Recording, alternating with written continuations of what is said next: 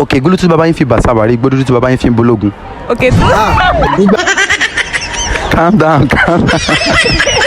So calm down. And Afinjo, I'm here right with. Dolakpo Mom.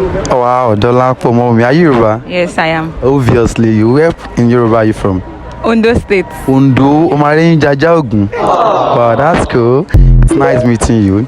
So, how confident are you when it comes to speaking Yoruba fluently? Let me just say 95. 95% confident.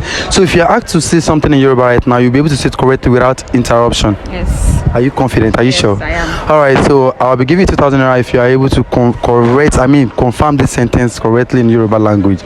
So, you repeat after me exactly the way I said it. Are we cool? Yes. So, okay. Gulu tu baba yin fi basabari, gbodu tu baba yin fi bologun. Okay. Calm down. So calm down. I will say it, and this is the last time I will be giving you the opportunity to say it again. So I'll be saying it one more time, so you have to repeat it exactly the way I'm saying it. Okay, gulu tu baba yin fi basabari, igbodu tu baba yin fi bologun. Okay, Ributuk. I don't do it. All right, so say shame on yourself for not being